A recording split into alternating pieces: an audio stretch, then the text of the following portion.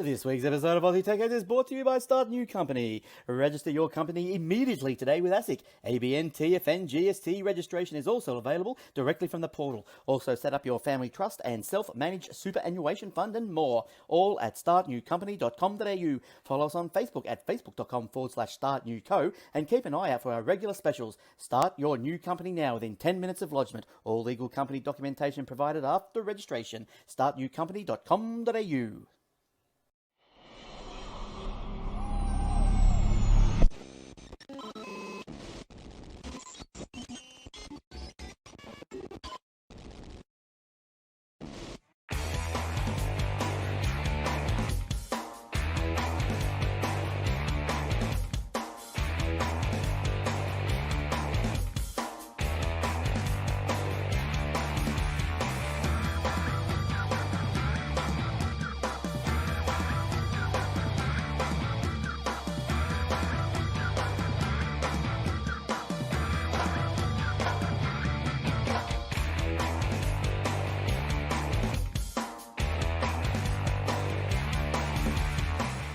And also brought to you by this week's episode of Aussie Tech.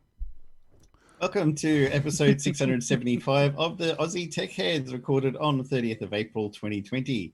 I'm your host, Jason Oakley, and this is my co-host, Will Tompkinson. Hey, Will. Are we sure? I I don't know at this point. I keep pointing to you over this way at the start of every show because... I should swap our cameras over so we're in the right spot. No, that'll confuse everybody even more.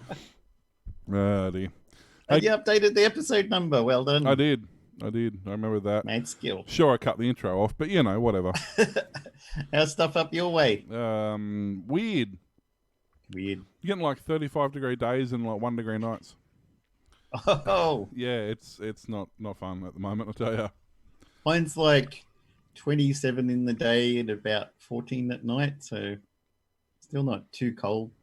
Yeah, at least I've got that. That's the swing. That's the problem. Like, it's just, you know, you got 3 blankets on when you wake up, and by 9 o'clock you're sweating. It's just so weird. I got wind. Don't need to know all your problems. And some things you can keep secret. Well, it was today and a few days ago. We have like a massive, heavy amount of rain come through, massive wind breezing through the house for like half an hour and then gone. Sunny day, nice and sunny again. I'm like, what the hell was that? Where'd that go? Yeah, we were supposed to get storms today, and we had massive gale winds come through this afternoon, and then looked on the radar and saw the storm front coming through, and cool, it's going to rain, and then it just stopped. Where'd it go? The rain I was went away, looking forward to a really cool big electrical storm and everything. Yeah, it was all there I watched the lightning crack over cane fields and laugh and think, this is Australia? No, I don't think that's the inflections on that song. I need to watch Young Einstein now. Yes. Emk. Emk. It makes beer have bubbles in it. That's it. And lets you play electric violin. Yeah. I've been watching a sort of sci-fi TV series called Travelers. Have you seen it? I haven't watched it. No, I've seen the trailer. That's as far as I've got. It looks pretty good, even if they canned it after 3 seasons. But that's what I was watching before the show. And you're like, show starting. I was like, but all right, I'll come back to. But each last couple of nights, I watched it like 4 episodes a couple of weeks ago, and then had all these stuff went to crap around my life. And then last night I thought, I don't want to do programming of my Spectrum games, so I'll just go and watch The Travelers again. I was like, oh yeah, that's right, this and then that and then this, and like, yeah, this is a really good show again. And I ended up watching it last night till like 11:30 at night. I'm like, I need to go to bed at 10 from now on, so I wake up 11:30. I'm like, oh, I don't want to turn it off now because they just did the thing. Yeah, no, it's weird how they've been canning shows that are even really popular. They said Netflix is like, this was one of our most watched series for like 2 or 3 years, and then they're like, nah, we don't want it anymore. Yeah, I know. I don't.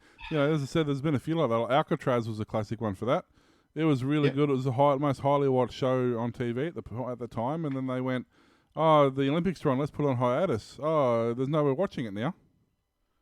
And this is Netflix, so it's not like you're waiting for a TV time slot that it's coinciding with like Yeah. the superb owl or something like that everyone's going to watch. Super. I think there's They a B don't in have front of to.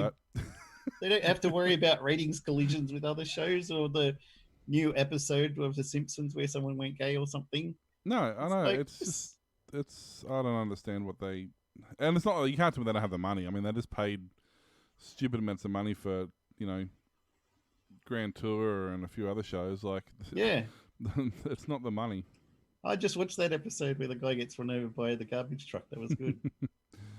So Yeah, so they have people in the future where the world's gone to crap and they need to go back in time to fix things, but they can't send a body back. So they just send your mind back into the body of someone who's about to die. So you stop them from dying, but you become them and you take over their body. And now you've got a mission to try and save the world. that sounds like Body Snatchers. Is it? I haven't seen that one. And cross between sliders and body. It's body sliders. Body sliders. I think I paid a lot of money for that once. It was when I lived there. Yeah. So, what are we talking about this week in technology, Mr. T? Better than the other option. Sleep. No, anyway. So yeah. So what I was saying, I was working on a game using this system called the Multi-Platform Arcade Designer, MPAGD, and I did a little platform with this guy called Corey Coolbrew, which is a really cool name because I thought they got what is it that game is really popular on the iPad and stuff. I can't remember what it was, but the lead hero is Barry Steak Fries, and it's made by an Australian company. I thought I need something nice like that because I had this guy called Benny. I was like, Benny doesn't sound cool. Benny sounds like a dumb name. So I thought Corey, yeah, Corey's like a cool name, but he needs a nice surname as well. So I had Cold Brew. And then one time I accidentally typed Cool Brew, and I thought, yeah, Cool Brew sounds like a good name, Corey Cool Brew. That's my main character, and he's in a platformer where he's got to escape from the robot laboratory, and these robots come after him. He has to jump over them and collect all the microchips, and he gets extra life after a certain number of those. And each level you have to get the key that opens the door to the next level through. And I've got a little bit of kind of AI-ish with some of the robots that will actually home in on you and come after you and stuff like that for later levels. So really enjoy programming it, and you do it all the design. There's a you can either design it actually on the Spectrum computer or emulator if you prefer, or they've got a Windows one which is the GD, and the Windows one you just all click, draw your sprites in there, draw the blocks for the backgrounds, paint them in. And then you say, okay, I want the main character to be a platform character. So it writes all the code for that for you. So you don't have to do anything at all when it comes to that. And then, or you want to say, oh, I want it to be a shooter one. So you select this main character is going to be a spaceship shooter. So it does all the programming for that. And then you just say, okay, this is an enemy. I want him to animate like this. And I want it to have the behavior of a horizontal patrol character. So it just goes back and forward along platforms. So it does that automatically, writes the code for you that if you touch the enemy that you'll die. You can have a laser shooting automatically worked out for you. It's done by a guy called John Caldwell, who 40 years ago used to write games in assembly for Spectrum, and he sold them and worked for companies and stuff. And he's done like 50 of them now. And then he thought, oh, I should do something like this so that other people can make games, but a lot easier than I had to over the years. And you can see there, you just select, is this a ladder block, fodder block, deadly block, water block, collectible block? And it does all this stuff for you, but it's all in assembly in the back end. So you don't have to write any of that. He's got a type of basic language that you can use to change behaviors of things or edit things and stuff like that. But when you hit compile, it just makes it all in assembly for you. So it runs very efficiently fast.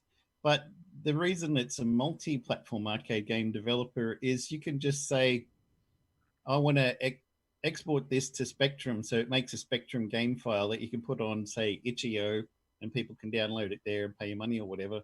But you can also go, bang, I want this to run on the Amstrad. And it makes the code for that will work on an Amstrad for you. And then say you want, I want this to work on a Dragon computer or a BBC Micro or VZ200, which is what I helped them port this to over the last few months, doing VZ code, and all these other platforms. So there's probably about nearly a dozen platforms now, and you just design it for the one, and it can just export the code out to all the different platforms for you. There's some that need minor changes because they've got different capabilities for graphics. Some of them got better graphics, so you can do multicolor sprites and stuff like that. And like the VZ has got super low res graphics, so I had to help him convert it to like a mini version of the program. But once you've written it once and you just say the behavior of that X is going to be a bouncing nasty, so it makes a code that he just bounces around the screen and he might bump into you, so you've got to dodge him. Or that blue one is a collectible sprite, so when your main sprite, the square one, touches it, the blue one starts spinning around you like a shield automatically, and he's written all the code for that. So everything is just already done for you. You can see there's a button down the bottom of the screen that says generate scripts. So that generates all the programming for you, so you don't have to do anything. But the scripts that it writes is in this basic type language, and makes it very easy to understand for just about anyone can make the games, but they compile down to assembly language, so it's really fast and runs like a normal game. Cool. Sounds it's definitely, a whole different process than what it used to be. Yeah, and I love that it's on Windows, but he wrote the advanced game designer for Spectrum, which is where it started off. And then there's another guy, Alan, I can't remember his last name. He's written AGDX, which is like the extended version of that a lot of people use for the Spectrum now. And he's added in like double the amount of functionality. So he's added in extra stuff that the basic one doesn't come with, and he's gone off on his own port of that for the Spectrum with extra capabilities. But yeah, the multi-platform one, you've got like 12 different 8-bit computers that you can just hit export and make your game for all of them. So there's a guy I follow on Twitter has made a game called Magenta Jim. There's a guy, Jim Blimey, who's been heavily involved with making the Spectrum Next and was really involved with the Spectrums back in the 80s and stuff. And so this guy made a game based on him, called it Magenta Jim, because the character in the game is magenta colored. And he released that for Spectrum last week. And now he's working on I think it's the BBC Micro version. But they don't have magenta, so this one's called White Willy. Fair enough. But it's like Magenta Jim and the Coins of Doom. And they've got these coins around a maze with these spaceships going around. You have to dodge them and collect all the coins in the different mazes for all the levels. Quite fun. Yeah. What? Bing bong. Why is that a thing? Avon's calling. Yeah. That was interesting. Not sure why I plugged an external USB cable in that's plugged into a power supply over there. Then my computer decided, hey, I'm connecting it to the computer. I'm like, no, I'm not. No, don't want you to do that. I'm really not. If I want you to do that, I'll ask you to do it. Oh, dear, the joys of technology. We love it. No. Wait, no. Should we do some news about stuff then? Oh, I suppose so. We've scared off all our listeners, so let's do some important stuff. Yeah. The premium video on demand release of Universal Pictures' animated movie Trolls World Tour has triggered a feud between the studio and AMC, the largest owner of theatre chains worldwide. In the span of a day, the disagreement escalated from a single quote from NBC Universal CEO Jeff Shell to AMC declaring it will refuse to screen any major upcoming Universal movie releases. So what the heck happened here? There's some important context. With the rise of video streaming services and other entertainment options, movie theaters are facing an ongoing battle to continue attracting audiences. A crucial factor in that battle is exclusivity. When Avengers Endgame was released in theaters, it was the only place a movie could be seen until its home video release a little over 3 months later. The theatre chains are very protective of theatre release windows, which are traditionally a minimum of 90 days. When Netflix attempted to negotiate a theatrical release window of just 45 days for Martin Scorsese's The Irishman last year, AMC and Cineplex instead opted not to show the movie at all. That'll teach them. The Trolls World Tour experiment was a huge success, with the movie grossing almost 100 million in rentals within 3 weeks of its video on demand release, amounting to 77 million in revenue for Universal. This is because Universal retains 80% of rental fees for the video on demand releases, in contrast to the roughly 50% take from traditional box office ticket sales. In response to the success, Jeff Shell told the Wall Street Journal, "The results for Trolls World Tour have exceeded our expectations and demonstrated the viability of video on demand." When the trouble with AMC really began, however, was in the second half of his quote, "As soon as theatres reopen, we expect to release movies on both formats." AMC responded, "It's disappointing to us, but Jeff's comments as to Universal's unilateral actions and intentions have left us with no choice. Therefore, effectively immediately, AMC will no longer play any Universal movies in any of our theatres in the United States, Europe, or the Middle East. The policy affects any and all Universal movies per se, goes into effect today, and as our theatres reopen, and is not some hollow or ill-considered threat.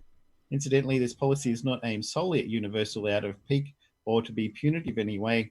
It also extends to any movie maker who unilaterally abandons the current windowing practices, absent good faith negotiations between them, so that the distributor and we as exhibitor both benefit and neither are hurt from such changes."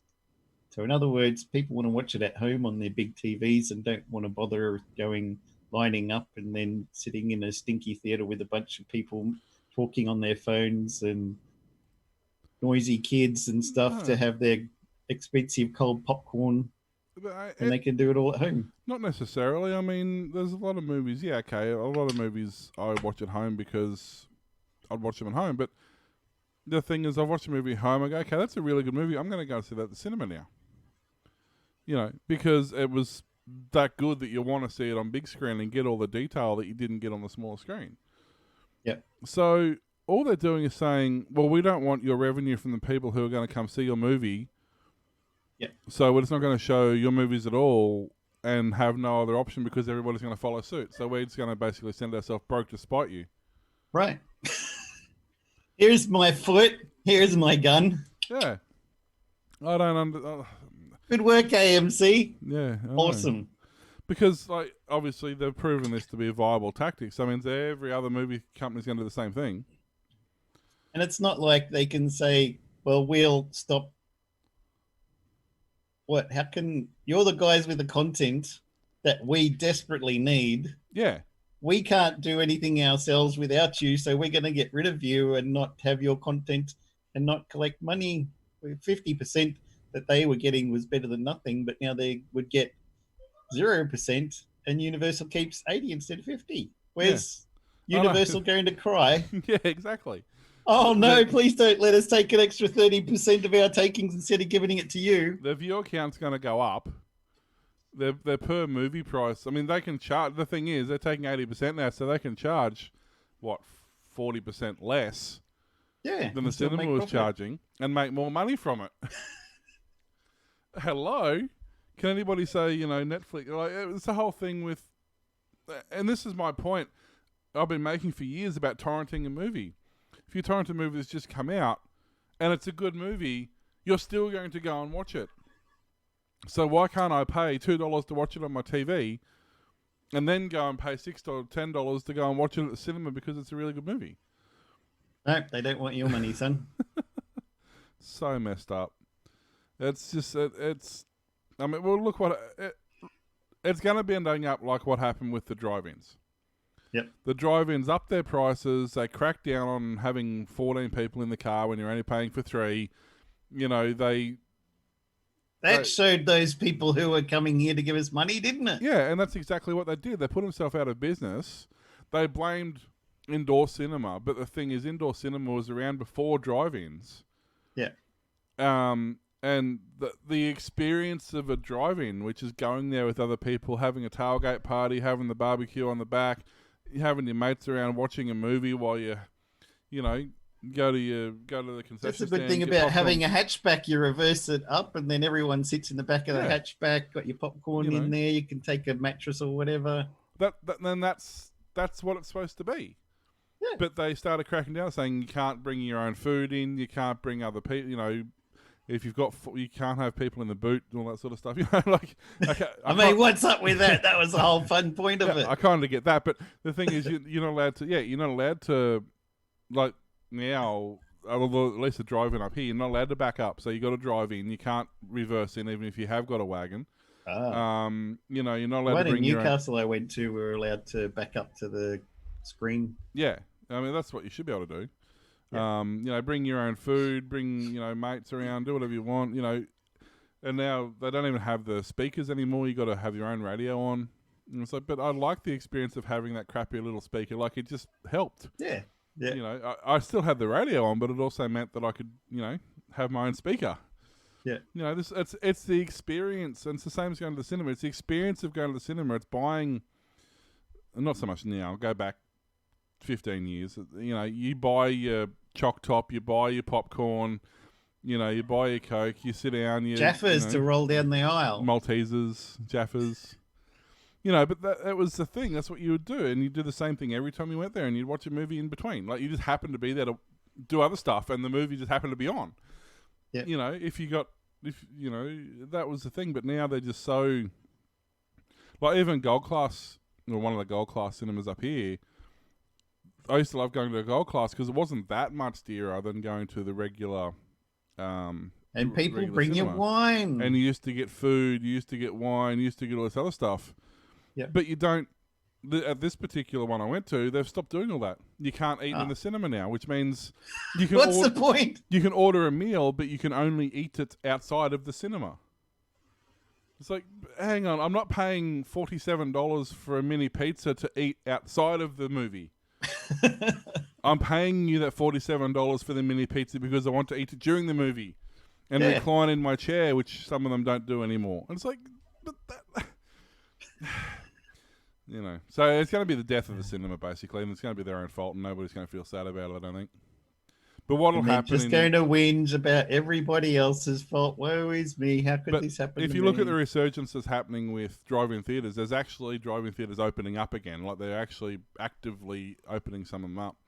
And I think the same thing will happen with cinema. You're always going to have your niche, small country cinemas. I don't think they're going to go anywhere because take Rocky Horror Picture Show, for example. It has literally played somewhere in the world every day since its release.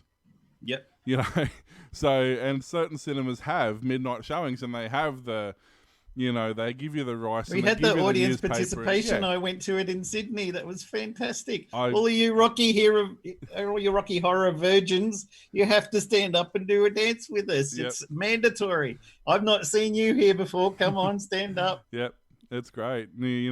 Just to jump to the left. I used to go to the one in Melbourne. I was there often, and you'd get rice. Take your cigarette lighter in for the thing, which they don't let you do anymore. I get that. So you use a torch now. But they have, newspaper, and they have all sorts. It's a great experience. The thing is that part of the theatre, or the theatre part of the cinema, will never disappear. Yep. So there'll always be niche cinemas, and there'll always be... that sort of thing, the theatre experience. Maybe not the mega multiplexes. I think they're going to disappear. You're going to go back to the old days where you had one or two cinemas in a complex rather than 8 or 10 or 12. I mean, I remember when the Loganholme Hyperdome opened up here, they had an 8 cinema complex. And everyone thought they were mad. Like, people were like, there's not even 8 movies being released at the same time. Which was true at that point. There wasn't, but they always had. I remember going and seeing. I think on my cinema, on my screen, I was watching like Mighty Ducks, and then they had like a rerun of, Top Gear. No, they had but it was an older movie. Like, so you could go and see.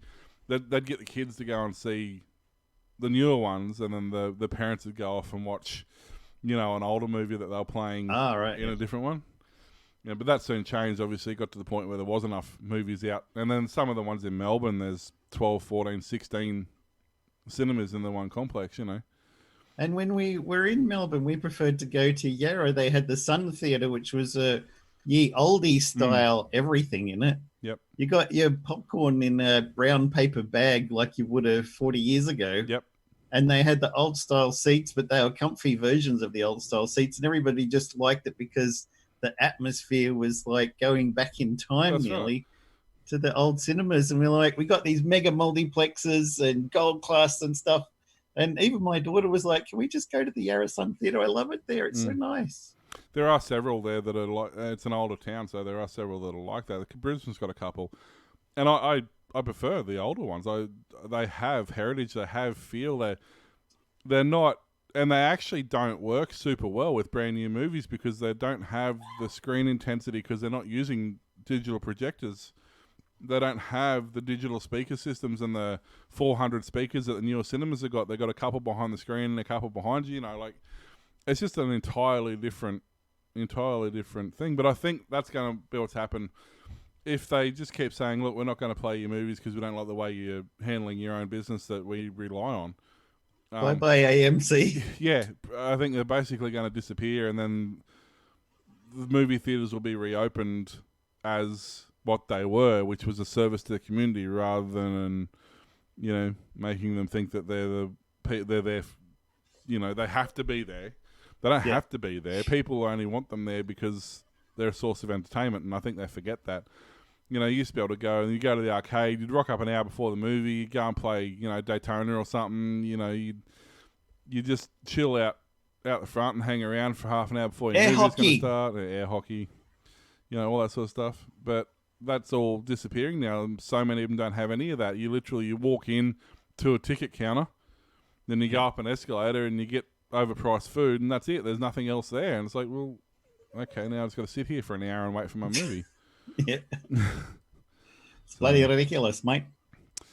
But yeah, anyway, next, wow, I'm just trying to think what I got. Okay. So, just quickly, Services Australia says not prudent for MyGov to handle 3 million concurrent users. I saw that. Surge capacity. No, it was does not enter hackers. Canberra's It's thinking. always hackers, Mr. T. I don't think you were listening to the government announcement about that. Right? Hackers get into everything. And I just love the way Government. I love the way this article starts. Newly installed CEO of Services Australia. It's like they just updated and put a new patch in there or something. Newly installed CEO of Services Australia, Rebecca Skinner, told the Senate Select Committee on COVID-19 on Thursday that MyGov needed more capacity when it melted down under the weight of 3 million users on March 23, but it isn't prudent to anticipate a one-off event. No, they needed more capacity 10 years ago. Yeah, that's right. That's exactly right. They needed it 10 years ago. They should. When I was unemployed, me and my girlfriend tried on 140 NBN connection to the house to get onto their website. Didn't work. Rang them up, sat on hold for 2 hours, gave up, went into there, and it was timing out inside their office. Yeah. Oh, yeah. It's always been hopeless. But what we do know is we need a larger capacity of MyGov, but it's probably right to say you wouldn't design a computer system to cope with 3 million logins at one time, when the business as usual proposition is about 90,000. The cost of building a system that could cope with that one day wouldn't really be a balance of investment. What we do know is that probably needed to ramp it up quickly, which we did. But at the end of the week, MyGov platform was sustainably more stable. Substantially. Oh yeah, shut up.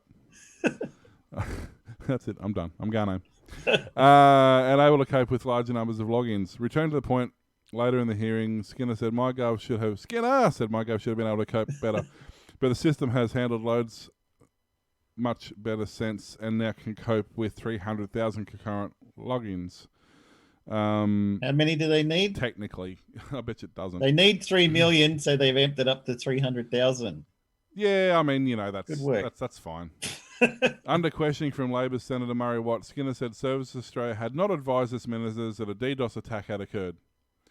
Due to influxes, services received a number of distributed denial service alerts, which led to Minister for Government Services Stuart Robert blaming MyGov's inability to cope on a DDoS attack. There we go. Had to be in there somewhere. Had to be in there somewhere. What even is computer? No. And on that, just quickly too, we're talking about there's too many stories. So there's Home Affairs says Australia is likely next to sign Cloud Act agreement with the US. Development of the pending international production order bill is an important legislative reform as Australia moves forward to a bilateral Cloud Act agreement with the United States. The Department of Home Affairs said Australia is likely to be the next qualifying foreign government to enter into an agreement. Australia announced its commencement of formal negotiations for a bilateral agreement pursuit for the Cloud Act. The Cloud Act creates a legal framework regulating how law enforcement can access data across borders. If the agreement is finalised and approved, service providers in Australia and US would be able to respond to lawful orders from other countries to access electrical evidence. Now, I thought you would like that one. keep that in mind that we just talked about the MyGov app, which is hosted where? On Amazon Cloud. Mm-hmm. The new government's COVID tracking app, which is hosted where? On Amazon Cloud. Where's Amazon Cloud hosted? The US.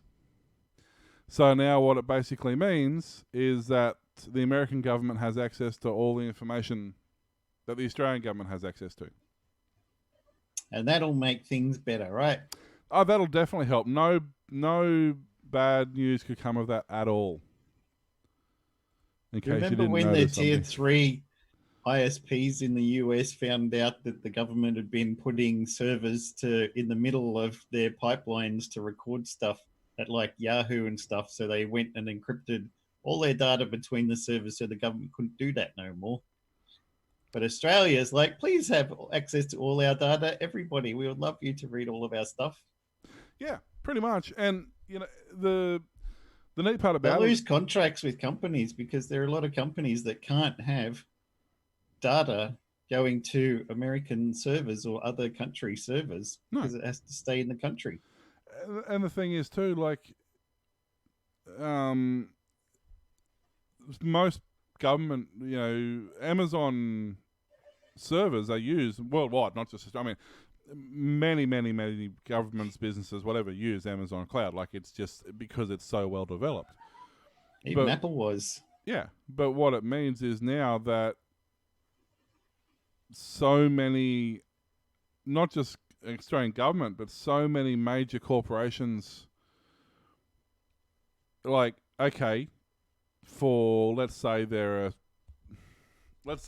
medical. Okay, well, all your medical records are going to be on there. But say it's a private medical contractor. It's like you've got private data that you need to be wary of. Obviously, with customers and stuff like that, or pick another field like security, like you're a tech security expert, and you've got customers where security is paramount. What are your options? I mean, Amazon. I mean, technically they have Australian servers, but they're an American company, therefore they're under this agreement. But that doesn't matter where they host it. They could be hosted in Singapore or Germany or whatever, but they're still bound by this agreement, so the access is still there. Do these companies now have to fork out thousands of dollars for their own servers? I mean, there's not too many options. I mean, I don't know, Microsoft has a service similar to Amazon, but it's exactly the same, being American based. It's no more secure. So what are the options now? Like, do they have to just, You know where you have to store the data? On the Pirate Bay torrent servers. That's it, exactly. But this is where it becomes a problem, because anything that's on Wikipedia, anything that's on archive.org, that is all, as far as I'm aware, at least for the most part, on either American companies own it or run it or manage it, or they're hosted in America. Yep. So any of those will be beholden to the American government. Yeah, and that also applies to any, obviously any other country that deals with this agreement as well. Which there are, they're looking. It's the whole UN thing all over again. They're looking at multiple locations for this. Yeah. It's really bad news for a lot of. I mean, I guess major company is not a huge deal. If you're a big corporation, you could probably start your own, or probably already have your own server anyway. But small to mid-sized companies, where they're using that for data storage and processing, database processing, that sort of stuff, it's not an easy thing to replace. Yeah. And this is the other thing too, just quickly touching on my last sort of COVID sort of thing. Both Google and Apple have both come out and said, yes, we have the tracking apps available by Google and by Apple, even though apparently they're not good enough for the Australian or the UK government because they've created their own. But they've said definitely 100% once the World Health Organization has said that the thing's over, we will shut them down, data will be deleted, that's it, end of story. Well, I kind of believe them because there's a whole heap of useless data they can't do a lot with. So I kind of believe that they're going to do that. At least they've publicly said that that's what they're going to do. So at least they are making some sort of effort. Whereas the UK and the Australian government, nope. They haven't said anything about that. And there's actually a, let's see if I can find this. Security experts Security experts warn, don't let contact tracing apps lead to surveillance. A joint letter by over 170 of the UK's top researchers and scientists voices privacy and security concerns over mission creep on government plans for using smartphones to trace. More than 170 UK researchers have signed a joint statement over the concerns to help contain the coronavirus outbreak, warning that the government must not create a tool that could be used for the purposes of surveillance, because heaven forbid they would want to spy on you. The letter, signed by some of the top academics in cybersecurity at some of the most prestigious universities in countries, urges that any digital solution for helping the fight against COVID-19 should be analysed by security and privacy specialists. It comes after the NHS and government reject a joint approach put forward by Google and Apple to help trace the spread of the virus, instead of choosing to develop a separate tool for the UK and also Australia, which isn't mentioned in here because this is a UK article, but the principle's the same. However, the centralised approach to building an application to monitor contact tracing with the aid of Bluetooth technology has been met with concerns over privacy and medical confidentiality. De-anonymised information for people diagnosed with coronavirus, as well as anyone they come in contact to, being stored in a central database, potential ability, mission creep, turn to a form of surveillance, etc., etc. And no, I'm not installing this app on my phone. Just not going to happen. Me neither. I did install it on the work phone just because literally the work phone stays at work. Like, it doesn't, on the odd occasion I'll take it out on a job or something with me, but it basically stays at work. Yep. But I have because it's a rooted phone, I have it runs through a script when it installs a program. It tells me exactly what the program does. So this small program that sits on the phone memory doesn't require any access to anything except Bluetooth for tracking purposes, and I'm guessing data access to report that. It loves to have access to my SD card, my camera, my microphone, my Wi-Fi and Bluetooth, my GPS, which I get. Okay, I understand the GPS. It uses, it has access to the root partition in the drive. What else did it come across? A couple other things. It has a activity monitor, so it knows when you're watching, when your screen's turned on and when you're using your phone as opposed to when it's turned off. And there's a couple other things I noticed on when I installed it as well. So why does it need access to all these things, Mr. T? So for a program that just uses Bluetooth to figure out how close you are to somebody, which in itself doesn't make any sense, because Bluetooth either works or it doesn't have a signal strength. I guess you could ping a device, but it's only got a 10-meter range anyway, so you're not going to know how close you were to somebody, but I guess you could say you're closer than 10 meters, I guess. So, okay, yes, Bluetooth, I understand. Wi-Fi for accessing network, yes. 3G for accessing data, yes. And GPS for location, yes, I get those. Fine, I don't have a problem with any of those. Cause that's Microphone? Microphone, camera, SD card, root partition access. Yeah. Yeah. So, yeah, I clearly trust this government application to do exactly what it says it's going to do. So, I saw somebody on Twitter earlier tonight was doing a survey poll of how many people have installed it. And out of, I think it was 155 people, it's like 82% said no. yeah. Well, none of the politicians are having it put it on. Now, why do you think that is, Mr. T? Pauline Hanson, it was funny, 2 nights ago. She was on with Carl Stefanovic or one of those people she hates. Yep. And they said, "Oh, you're installing this?" She's like, "Absolutely, I absolutely am not installing this app. There is no way known I trust the government with any of my data. It's bad enough I have to give them information without letting them see information I don't want to give them." She went off. She's like, "There is no way known that I'm using that." Oh, man, it was so funny. And he's like, "Oh, but don't you think it's the right thing to do?" She goes, "No. Nope. Since when does the government do the right thing?" Yeah. She just went. It was so funny.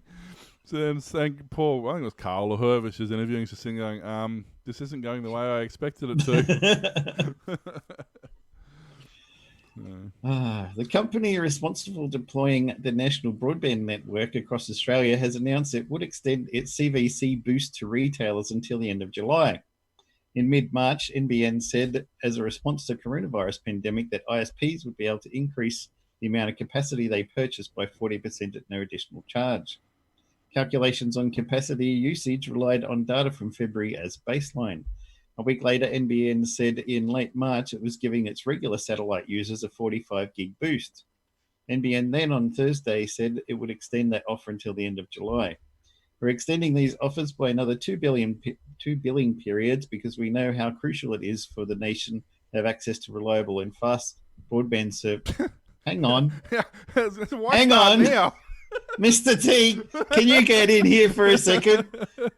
We're going to let you, for 2 more months, we're going to let you have reliable and fast internet. After that, no more reliable internet, no more fast internet. Is that what they're saying? I think so. And it was interesting too. And they said, the reason we've come to this conclusion is because there wasn't as much usage in April as we expected, so we've got more provision for more data. It was in a different article I was reading. So apparently they're on they think their own data's capped or something. NBN also highlighted its network usage statistics, which showed peak throughput had eased off since the second week of April. Yeah, there we go. Peak downstream throughput across measurements made by NBN for 3 time periods: business hours from 8 a.m. to 5 p.m., early evening hours from 5 p.m. to 8 p.m., and evening busy hours from 8 p.m. to 11 p.m., trended downward in recent weeks. The company experienced its busiest traffic day on April 8, which coincided with an update to Call of Duty. Well, there's people working from home, luckily. Post 8 p.m. speeds topped out at 13.8 terabits per second. Peak early evening traffic was 13.3, and peak business hour throughput was 11.6 terabits per second. During the April 6 to April 12 week, post 8 p.m. peak upstream output was 38% higher at 1.06. These metrics show that while broadband use has significantly increased during this pandemic, we've also seen network demand settle into a new range where usage remains at higher levels throughout the day compared to the pre-COVID baseline. We're seeing increased demand for higher speeds. Hang on, they said nobody wants higher speeds, and we're going to get rid of them all because nobody wants it. Or high data. As customers reassess their demands during social isolation and make sure they have broadband service to support it. So I think the move by NBN Co shows great leadership in helping to provide certainty to telcos to their customers, he added. This is Brit. In a time of crisis, certainty is invaluable. The rest of the time, don't be certain your internet's even going to work. The network has been accommodating increased traffic for 5 or 6% in recent days. Yeah. They're really struggling to fulfill that backlog. Yep. Good old NBN. Just got a laugh, done ya? Oh, it's not. The NBN has experienced managing periods of high traffic, particularly during school holidays, and in place processes to utilise latent capacity. That's not even the thing. Has in place processes to utilise latent capacity.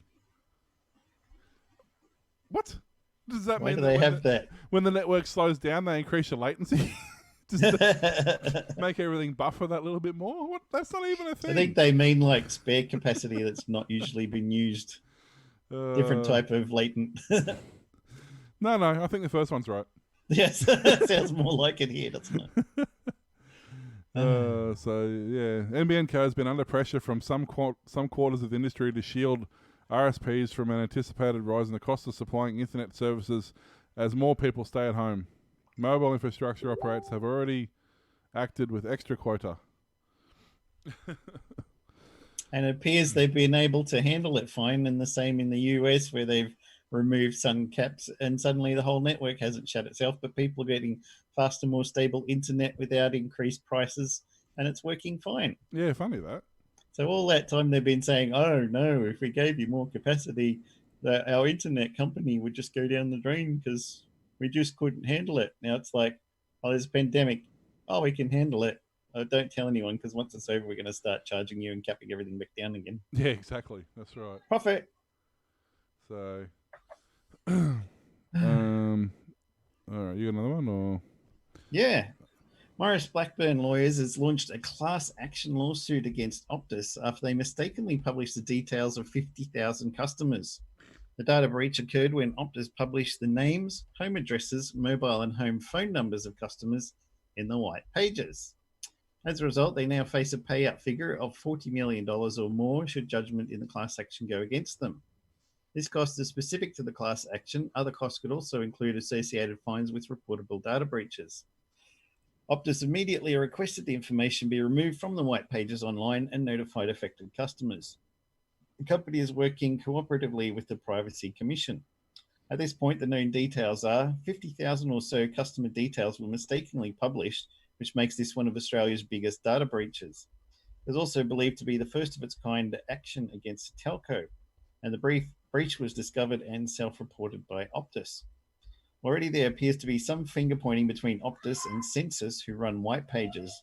In a statement, Optus claimed up to 40,000 of the 50,000 affected customers already had their details published. Census returned fire, noting that this was strictly an Optus issue.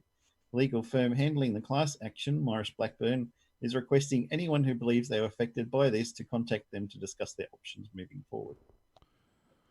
Is there a list somewhere I can see if I was affected by this, or? Oh, you be an Optus customer.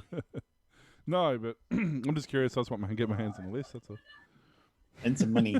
Yeah, pretty much. I mean, I'll sign up to Optus if it helps.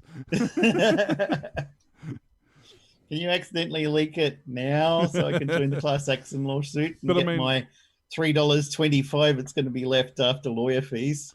Is it Optus or Optus? Like, is it purely Optus, or is it like I don't know, one of the, like Singapore Telecom? No. Is it like Boost or whoever, people that use their network? Oh, right. No, it said Optus, yeah. Yeah, I'm wondering if it's just literally just Optus, or if it's a reseller. Affiliate, so that, yeah. Probably not, because they don't really, if you're using a product of somebody else, you can't really ring Optus and they don't know who you are. So they're probably, it's probably have the customer Optus data. So, all right, another one on, it's been an internet heavy show tonight, but anyway, let's do another one, because why not? Yeah. Aussie Broadband, because we all know and love Aussie Broadband. Yay! Is rolling out its own fibre to the NBN POIs. Point of interest. Begins work on a 20k dark fibre loop in Melbourne. Aussie Broadband has started to work on its own dark fibre network that will ultimately connect over 75 NBN points of interconnect and 24 data centres across Australia. Managing Director Philip Britt said the construction on Stage 1 is underway, which comprises of a 20k fibre loop around Melbourne CBD and Port Melbourne worth $1.8 million. The purpose of this project is to transition our connectivity to NBN point of interest to our own fibre point of... The purpose of this project is to transition our own connectivity to NBN POIs onto our own fibre network, Britt said in a statement. This will provide additional benefits such as faster capacity upgrades, improved redundancy, and opportunity to develop new products. In addition to connecting this exhibition in Port of Melbourne, the Melbourne Loop will also pick up key data centres including Interactive, Next DMC, M1, Equinix ME1, and 2 data centres at 530 Collins Street. The Melbourne Loop is expected to be completed by the end of July 2020.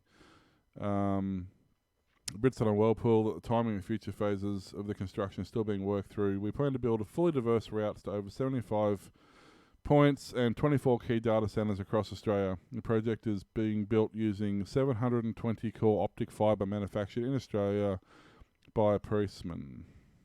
That sounds pretty cool. It is very Save a cool. lot of money on peering costs and stuff, and they can cache a lot of that locally too. It basically, Aussie Broadband is turning into our Google in terms of Google basically do the same thing in the States. They went and got all the dark fibre and turned it on effectively. It's the same sort of things happening here. They're gone, laying the cable and everything, and it's going to be great. Do your own network and save some money and make things faster and better for your customers. Well, I mean, it makes sense, really. There's no law to say Telstra is the only one who can own the infrastructure. TPG should do it. They own every other. No, they should. Not in this country. They don't. They bogged all of these other companies after they got iiNet, so they might as well do their own one. Yeah, but they've run out of customers because everyone's left. Well, there is that. If they still had customers, we know they're not going to Dodo or something like that, obviously. If they still had customers, they'd probably do that sort of thing. But it was like once 3 took over and then Orange took over 3. It was like, that was it. It was just like Vodafone took over their clients. Yep. It's like not many people transitioned to Vodafone for very long. They went there and went, oh, we're not here anymore. Hang on, let's leave and go to somebody else. So the same sort of principle, I think. But it's going to be good. Look, I've been with Aussie Broadband for a while, and pretty sure you're with them, and I know a lot of people are with them, and I don't know anybody who's very, very few people who've had any trouble at all, and of those issues that have had, they've been resolved incredibly quickly. And they go above and beyond. Like, we use them at work, and we got our phone system and everything with them as well. And like, you literally, even at the moment with the havoc that's been played on networks, you pick up the phone and ring them, and they'll go, our wait time's longer than 5 minutes, we'll call you back. And usually within 10 minutes, they'll call you back, and they'll solve the problem. Very, very rarely. And that app is brilliant. You can reset your own network ports and change plans with a touch, and away you go, and stuff like this. You hardly even need to call them, but if you do, they're there. Yeah, well, we're on a commercial one, so the app doesn't work for that. So we've got to call them. But the thing is, like, we have multiple phone diversions set up, so we can dial a *# number and to someone who's mobile, then transfer it to that. But then we're like, that wasn't working properly, so we rang them up, said, hey, can you fix it up? So now we've got our own dedicated lines to our own mobiles. We can transfer calls and stuff, and then we can actually have that set up so that it only operates between 8 and 5, and then after that it will divert back to the office, and like all this stuff we're setting up, and like it's just pick up the phone, ask them for a question, 10 seconds later it's done. It's absolutely amazing. So I have full confidence that when they roll out their version of the NBN, which will be, someone in the chat. The NBN should have been in the first place, you mean? Vicus Caralo in the chat said NBN 2.0. I think it's well above that. I think they're up to like version 5 already. They're going to be so far ahead of NBN. It's not even funny. Yeah. So it's going to be great. I mean, obviously, it takes time. But the thing is, they've managed to do half of Victoria in, 6 months? So, it takes time, but apparently not that much time. No. So, yeah. What else you got? Well, I had this story about the Cloud Act, but it's gone now, so I've got nothing. Okay. Well, an Australian bank wants to spray disinfectant from drones in schools and aged care. This is fine. No reason to have a dystopian outlook. No. So basically, I don't know which bank it would be, but I can't tell by that picture at all. Commonwealth. Yeah, that's it. The next family dinner with my... I love the way the story's written. The next family dinner with my hypothetical crazy uncle Charlie is going to be a lot more interesting, with one of Australia's largest companies deciding to enter the insane world of chemtrails. In response to the coronavirus pandemic sweeping the planet, Westpac has decided that drones it uses with Little Ripper Group to spot crocodiles in Queensland and to help prevent people drowning in the ocean. Can be used instead to drown playgrounds with disinfectant. Though clever innovation, Westpac Little Ripper lifesavers can help stop the spread of COVID-19. Our fleet of specialised drones will be able to spray environmentally friendly disinfectant to ensure public... Isn't all disinfectant? To be able to public remain space. The bank tweeted on Thursday. Help when it matters. Okay, so I'm not going to read the rest of the story because it's absolutely stupid.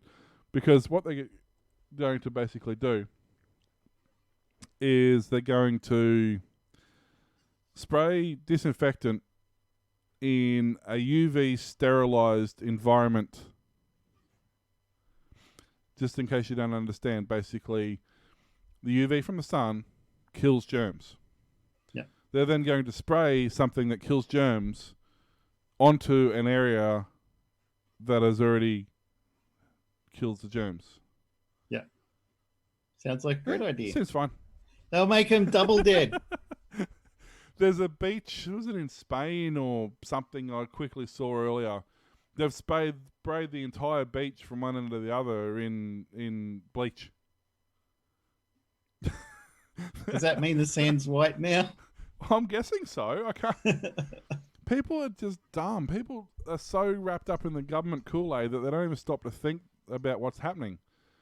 You know, like I have to drop Bub off at kindy today, and you got to make sure he goes and wash his hands. I said, you do realise that for the last 10 minutes walking from the car to here, he's been outside in the sun.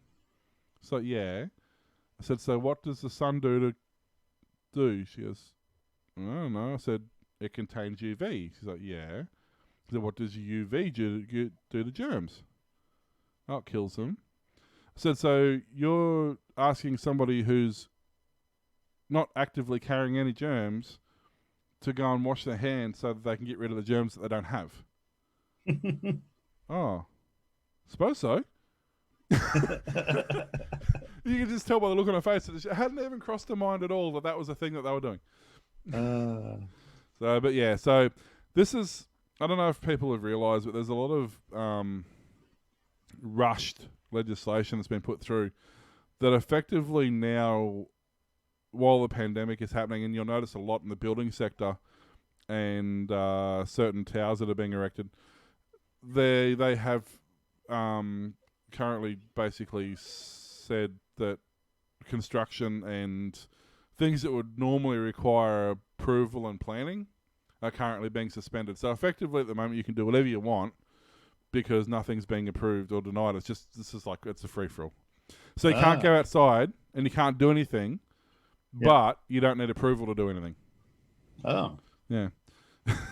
So you can do whatever you want inside your own house. Yeah, which is why there's in Ipswich, their big claim to fame is, since the floods, we've made sure there's been no building in flood zones and we're not going to approve any and we're not going to allow it to happen. Well, down the road, in the big flood zone, in the big valley that's down the road that floods every time you get 3 mil of rain, is now a housing estate. That's a fantastic idea. So, you know. That went so well down on the Gold Coast when all those places got flooded a few years ago, didn't it? Yeah, pretty much.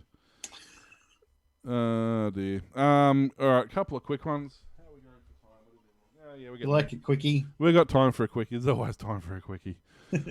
Even if there aren't. Anyway. Google Docs, Drive, Sheets, Slides. Sharing files just got easier and more secure. So basically, I won't read this article too much. It's effectively saying that they're updating a couple of things. They're updating the ability to share and cooperate, which has always been a little bit clunky if you've got multiple people working on the same document. So they're fixing that side of it, so that's a little cleaner. And they're updating the look of it, the GUI, basically. They're making it look more familiar, so it's kind of a more open office style layout now. And there's a copy link button, so that you can copy the link to a document. You don't have to necessarily give somebody permission. You can just give them a read-only link, which you've been able to do previously, but it's always been just awkward to do. You've had to go into the document, select it, go share link, so now it's just there. So there's things like you can do, if you're doing, say you've got one administrator working on the document and you've got a couple of people who are allowed access to it but aren't necessarily administrator, and they want to change part of it, they can delete it or rewrite it or whatever they want to do, but it keeps a copy of what they've changed and lets you make the final decision on whether or not you want it changed. So they're doing a few things. It's pretty cool. It's little tweaks, but it makes it a little bit nicer to use. So it's just one of those things. It's not super important, but I think it's just. I mean, I install OpenOffice because there's some random spreadsheets and some docx stuff that Google Drive doesn't quite get right. But for 95% of the stuff I do, I just use Google Drive, like the sheets and the docs. Yeah, me too. That's all I ever use. I don't have anything on my computer that can read a docx or the Excel files or any of that. I just upload to Google, read it. If it's just something I need to look at quickly, I delete it straight away, or I stick it in my folder called Stuff. Yeah, pretty much. As I said, like there's a couple of things I use OpenOffice for, and there's OpenOffice and there's the other one I can never remember, which is perfectly fine. It comes on a lot of Android devices as default, and it works perfectly fine too. But there's a couple of reasons I use OpenOffice, just because they, especially in the Excel side of it, Google has on the odd occasion screwed up a CSV or something like that. Doesn't quite always get it right. So. Oh yeah.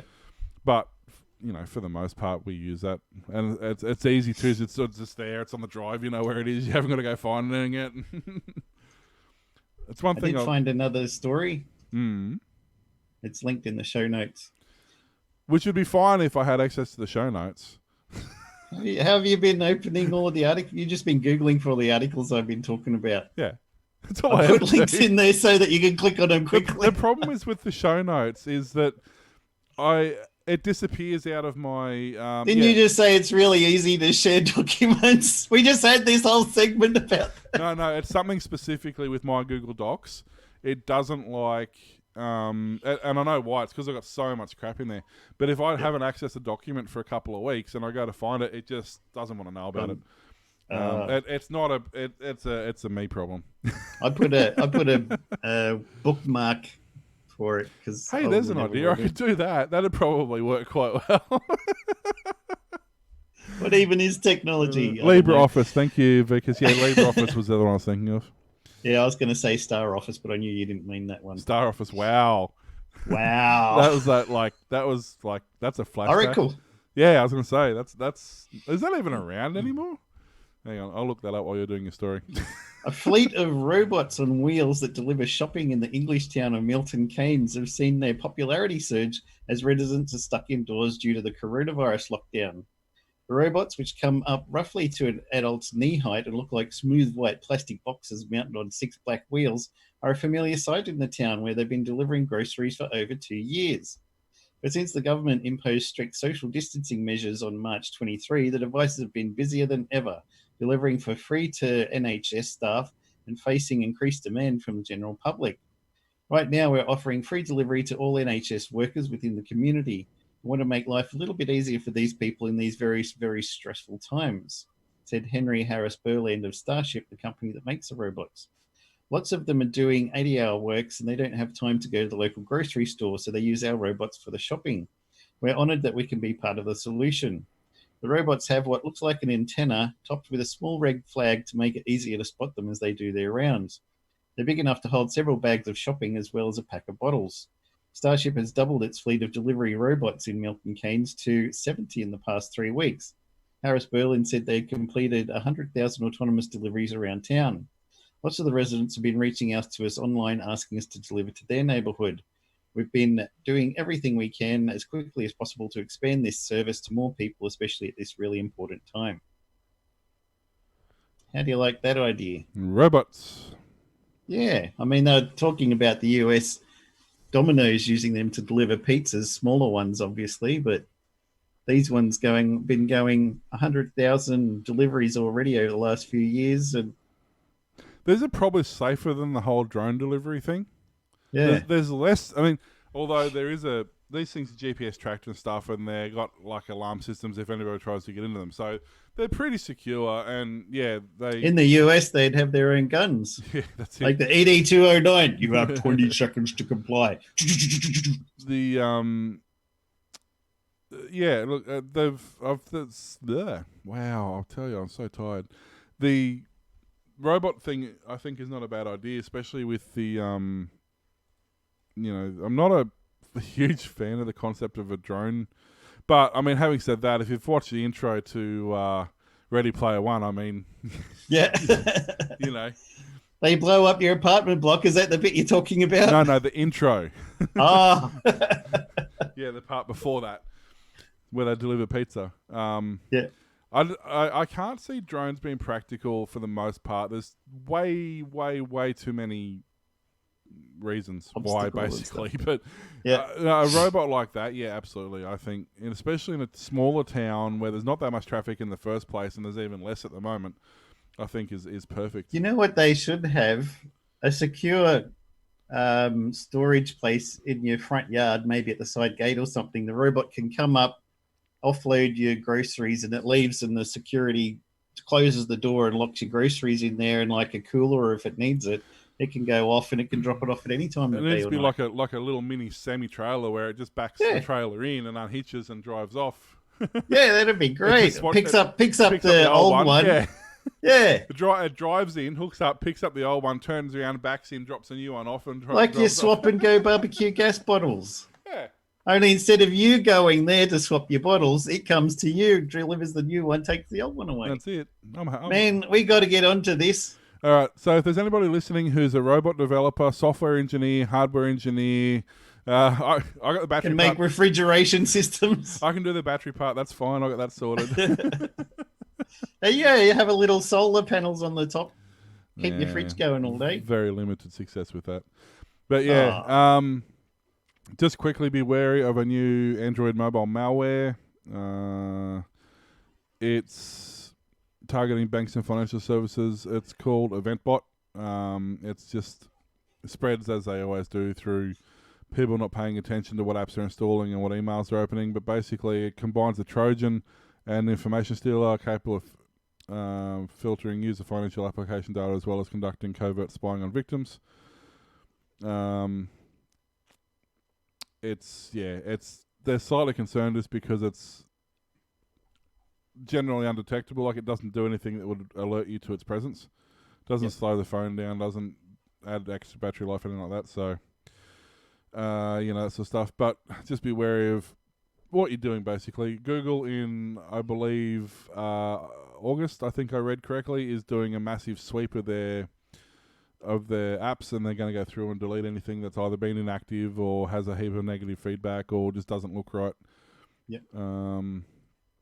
But don't, as good as the App Store is, same as the iTunes Store, it's great, but stuff can still get through.